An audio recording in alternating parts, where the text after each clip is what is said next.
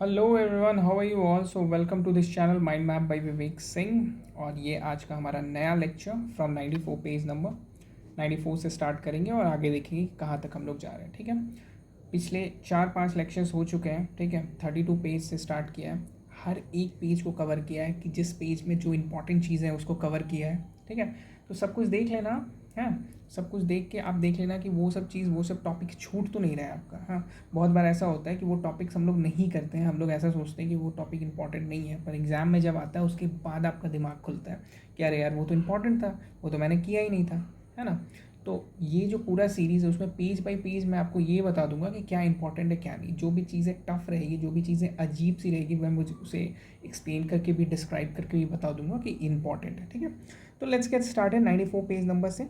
यहाँ हम लोग वाटर रिक्वायरमेंट देख लिए थे और यहाँ से हम लोग आज स्टार्ट करते हैं क्रिटिकल स्टेजेस ऑफ इरिगेशन। ठीक है, क्रिटिकल स्टेजेस ऑफ इरिगेशन में क्या है कि देखो, शुगर केन का जो है ना फॉर्मेटिव स्टेज और टेलरिंग स्टेज, ये एग्जाम में आ चुका है, इसको देख लेना है आपको। मेज़ का बहुत बार आया, टैसलिंग, सिल्किंग, अर्ली ग्रेन फॉर्मेशन, ये क्वेश्चन आप देख लोगे।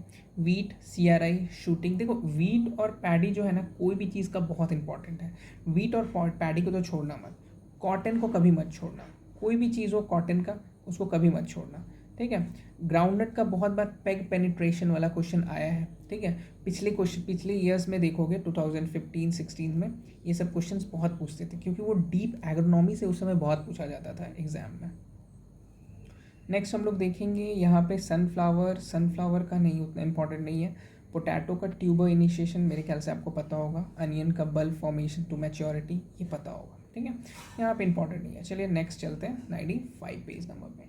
95 पेज नंबर पे हम लोग कल्टीवेशन प्रैक्टिसेस ऑफ क्रॉप्स देखते हैं। ठीक है, क्या देखते हैं? Cultivation practices of crops. इसमें सीरियल क्रॉप्स देखेंगे। सीरियल क्रॉप्स में क्या देखेंगे? सीरियल क्रॉप्स में राइस देखेंगे। तो राइस जो है ये क्या कंट्रीब्यूट करता है? 43% of total food grain production and 46% of total serial production. ठीक है, सबसे ज़्यादा सीरियल में कुछ प्रोड्यूस होता है तो वो है राइस। ठीक है, सबसे इंपॉर्टेंट तो चीज़ ये है।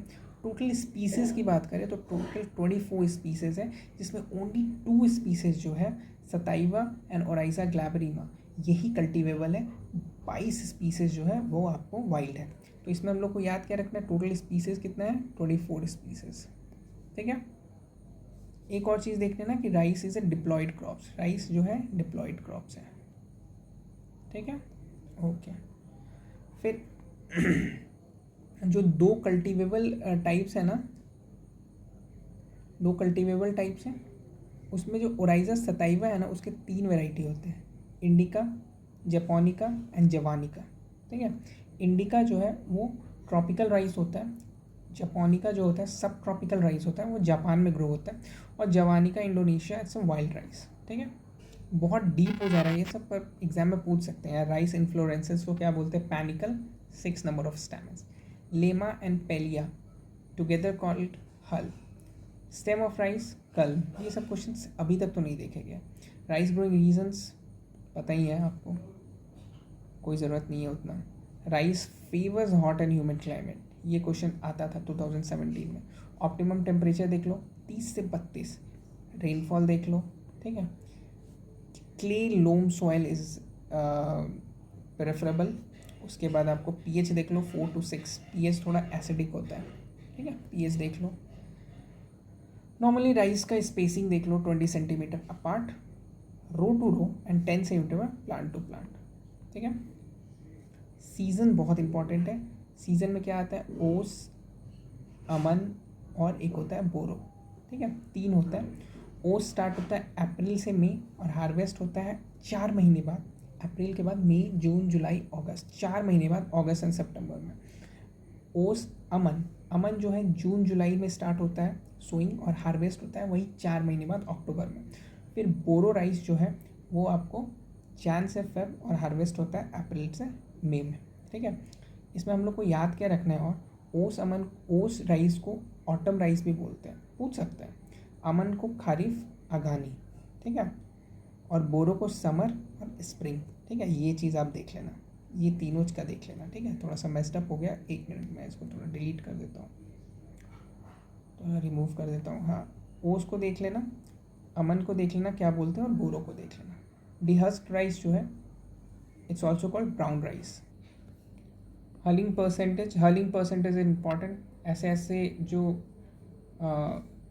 ऐसे जो क्वेश्चंस हो रहे हैं ना, हर्लिंग परसेंटेज, ठीक है, ऐसे ऐसे क्वेश्चंस आजकल पूछ दे रहे हैं. वो वेट दे देंगे आपको, वेट ऑफ पैडी दे देंगे, वेट ऑफ ग्रेन दे देंगे और बोलेंगे हर्लिंग परसेंटेज कितना है इसका. ठीक है, तो ये इंपॉर्टेंट है, देख लो. 2 सालों से मैं देख रहा हूँ, 2 ईयर से देख रहा हूँ कि ऐसे ऐसे क्वेश्चंस आ जा रहे हैं. इम्प्लीमेंट्स वाले क्वेश्चन आप जो दिखाया था आपको, ठीक है, उसके वीडियोस मैंने बना रखे हैं. फिर सार का क्वेश्चंस देखा है हमने, ठीक है. तो ऐसे ऐसे क्वेश्चंस आ रहे हैं. नेक्स्ट हम लोग मिलिंग परसेंटेज देख लेंगे राइस का, 50 से 55%. हार्वेस्टिंग इंडेक्स देख लेंगे राइस का. और राइस जो है is cleaned rice is two third of paddy. Paddy जो होता है ना पूरा, उसका राइस जो होता है 2/3 होता है. ठीक है, अगर 3 पार्ट बोल दें, 3 पार्ट अगर पूरा पैडी है तो उसका 2/3 पार्ट मतलब 66.6% जो है वो राइस होता है. ठीक है. Gene responsible for darkness, D V वो जीन, ये क्वेश्चन 2020 में आया है या 2021.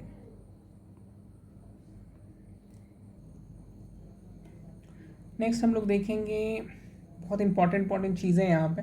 ठीक है, IR8 जो है evolve by Henry M Beagle. ये कोई ज़रूरत नहीं है, पर IR8 जो है वो आपको क्रॉस से बना है, डीवी वो जीन और पेटा के क्रॉस से. ठीक है. फिर हम लोग देखेंगे हायर यील्डिंग वेराइटी, जो IR8 जो है वो इंट्रोड्यूस हुआ था 1966 में. It's not that important, but हम लोग को ये याद रखना है कि first dwarf variety developed in Indian rice international program was Jaya.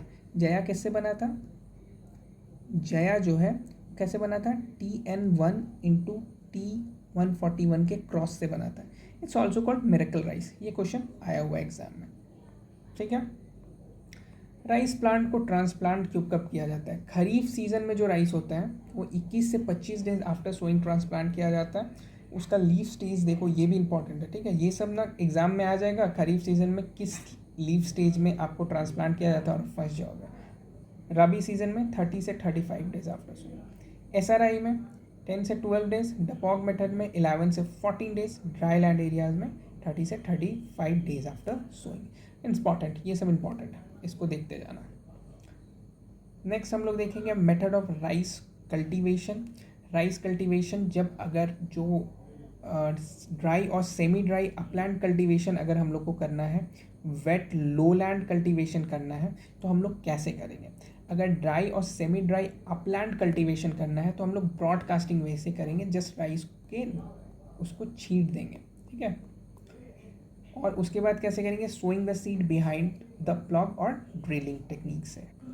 और अगर वेट और लोलैंड कल्टीवेशन है तो उसको ट्रांसप्लांटेड करेंगे या आपको ब्रॉडकास्टिंग द स्प्राउटेड सीड पडल फील्ड में हम लोग ब्रॉडकास्ट कर देंगे. ठीक है, इंपॉर्टेंट है, एग्जाम में भी देखा नहीं गया पर इंपॉर्टेंट है, इसको देख लेना. नेक्स्ट देखेंगे नर्सरी एरिया. पहले पूछते थे, अभी नहीं पूछे पर इंपॉर्टेंट है. नॉर्मल नर्सरी एरिया देख लो कितना है, 1000 मीटर स्क्वायर.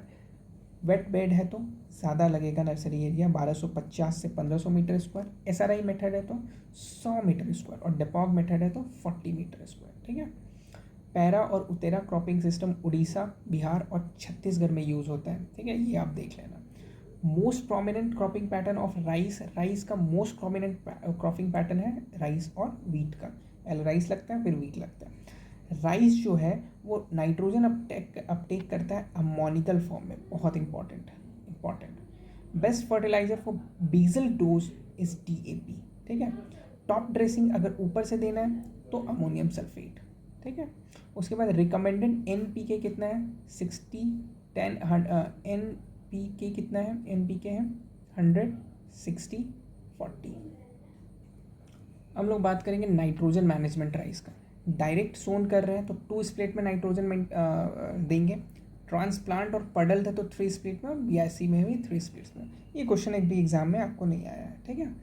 अजोला अप्लाई कर सकते हैं राइस फील्ड में टू इन्हांस नाइट्रोजन फिक्सेशन और ऑर्गेनिक मैटर. अजो स्पाइरिलियम जो है it's a nitrogen fixing bacteria found in root surface of rice. Important है. ठीक है. मोस्ट इंपॉर्टेंट क्रिटिकल स्टेज हम लोग देखे हुए हैं, टिलरिंग टू फ्लोरिंग, अभी तक नहीं पूछा है. ठीक है. Rice required 5 irrigation in life cycle. Life cycle में कितना? 5 इरीगेशन चाहिए. ठीक है. वाटर यूज एफिशिएंसी राइस का सबसे कम है, हमें पता है 5000 लीटर में 1 kg राइस बनता है, ठीक है। तो ये हमें पता है। IWCPE रेशियो 1.20 है, ये इंपॉर्टेंट है, ये देख लेना। Highest nitrogen loss in rice field due to denitrification, denitrification से सबसे ज़्यादा लॉस होता है राइस का। Mutant variety very very important, कहीं भी कोई भी क्रॉप्स का mutant variety, hybrid variety important है, दोनों को बहुत अच्छे से देख लेना, ठीक है। World first high yielding dwarf variety of rice evolve through conversion breeding of IRI Pusa Basmati. World first high yielding dwarf variety rice. Protein rich rice variety Sabarmati. Aroma in rice is due to presence of, aroma जो होता है rice में वो due to presence of di acetyl 1 propenal. Important है, important है। World first hybrid rice variety China, कोई ज़रूरत नहीं है, ऐसे ऐसे क्वेश्चंस तो नहीं आए हैं। गैस एमिट कौन सा होता है? CH4 इंपॉर्टेंट है। एफिटॉक्सिसिटी को टॉलरेट करने वाला राइस वेराइटी फाल्गुना है, ठीक है। फिर इधर कुछ इंपॉर्टेंट उतना है नहीं आपको। Most dominant weed species, weed सबसे डोमिनेंट कौन रहता है? इचिनोचक्लोआ स्पीसीज की रहते हैं, ठीक है। प्रोडक्टिविटी कोई इतना देखने की ज़रूरत है नहीं आपको, जापान की बहुत ज़्यादा है और इंडिया की बहुत कम है। एक लमसम देख लेना, इंडिया का प्रोडक्टिविटी बहुत कम रहता है, ठीक है। हाई प्रोडक्टिविटी अगर 25 क्विंटल पर हेक्टेयर से ज़्यादा हो रहा है तो इसको हाई प्रोडक्टिविटी बोलते हैं। क्लासिफिकेशन देख लेना। और वेरी लो अगर 10 से कम हो रहा है तो इट्स वेरी लो। कोई भी चीज़ का हाई देखना और वेरी लो देखना बहुत ज़रूरी होता है। मॉइस्चर कंटेंट हार्वेस्टिंग के लिए चाहिए 15% और अगर स्टोरेज करना है तो 10 से 12%, ठीक है। राइस हस्क इंपॉर्टेंट है, बहुत इंपॉर्टेंट। राइस हस्क में 15 से 18% सिलिका होता है, इंपॉर्टेंट है, बहुत ज़्यादा इंपॉर्टेंट है। Oil content in rice bran, rice bran में ऑयल कितना होता है? रॉ राइस ब्रान में 12 से 18%, पैर बॉयल में 20 से 28% और डी ऑयल ब्रान में 1 से 3%। आपने देखा होगा आजकल राइस ब्रान ऑयल बहुत यूज़ होता है, ठीक है। आप देखोगे राइस ब्रान ऑयल मिलता है मार्केट में और इट्स वेरी हेल्दी, जैसा बोला जाता है सरसों तेल से। हालांकि हम लोग सरसों तेल तो बहुत सालों से यूज़ करें, पर सरसों तेल से ज़्यादा हेल्दी बोला जाता है राइस ब्रान ऑयल। तो राइस ब्रान ऑयल इसी से बनता है, राइस के हस्क से। डिजीज़ की बात करें, अक्यूची डिजीज़, H2S टॉक्सिसिटी देखा होगा आपने, अगर प्रीवियस ईयर क्वेश्चंस देख रहे होंगे तो ये क्वेश्चन आता है। खैरा डिजीज़, जिंक डिफिशियंसी बहुत बार आया है, ठीक है। Khaira disease reported by Y L Nene आया तो नहीं है। मोन्टेग डिजीज़ आया हुआ है, rice root nematode. White eye FE deficiency बहुत इंपॉर्टेंट है, यहाँ से 1 से 2 क्वेश्चंस आए हुए हैं एग्जाम में। कुछ कुछ चीज़ें ऐसे ऐसे चीज़ें इंपॉर्टेंट होती है, जैसे dead hurt white year is cause by yellow stem borer, ठीक है। Killer disease of the rice, BLB को किरल डिजीज बोलते हैं, टुंगरो वायरस, ठीक है, इसको बोलते हैं किलर डिजीज, ठीक है।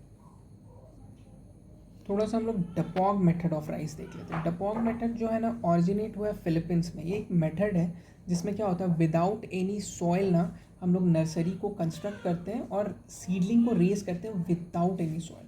तो अब उसको कहाँ से आता है भाई सफिशिएंट फूड? उसके एंडोस्पर्म से, ठीक है। एंडोस्पर्म से आता है जो कि सफिशिएंट रहता है 14 डेज के ग्रोथ के लिए, ठीक है। तो ट्रांसप्लांटिंग 11 से 14 डेज में हमें कर देना चाहिए।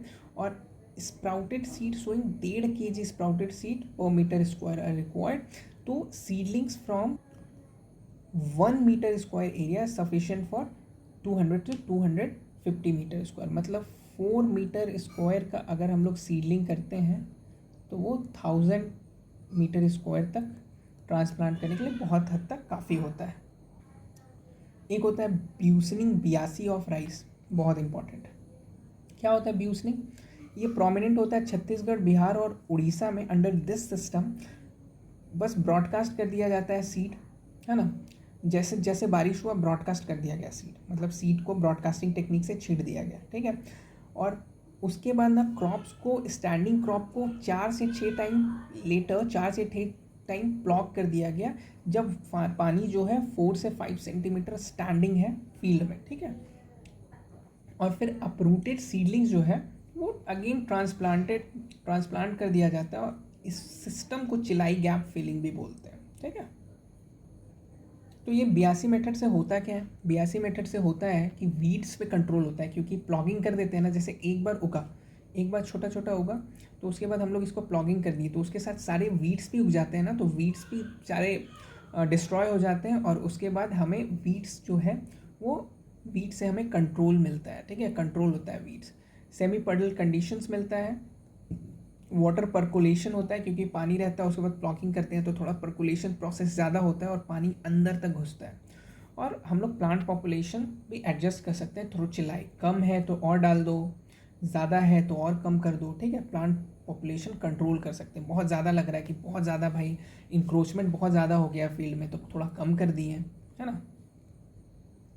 नेक्स्ट हम लोग देख लेंगे वीट। वीट का बॉटेनिकल नेम देखो, ट्रिटिकम अविस्टियम, ट्रिटिकम स्पीसीज है, ठीक है, फैमिली पोएसी है। बॉटेनिकल नेम और फैमिली, बॉटेनिकल नेम तो उतना ज़रूरी नहीं है, फैमिली बहुत ज़रूरी है, फैमिली ज़रूर देखना।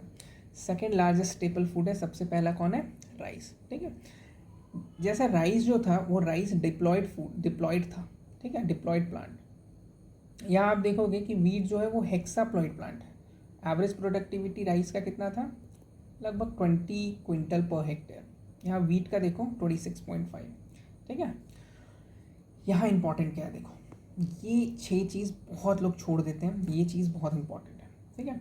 ट्रिटिकम एस्टियम, ट्रिटिकम एस्टियम देखो 2N42 है, इसको मैक्सिकन ड्राफ्ट वीट भी बोलते हैं और सबसे ज़्यादा ग्रोथ होने वाला वीट है ये, 87%। फिर ट्रिटिकम वल्गैरे देख लेते हैं, tall wheat for rainfed condition for alluvial soil.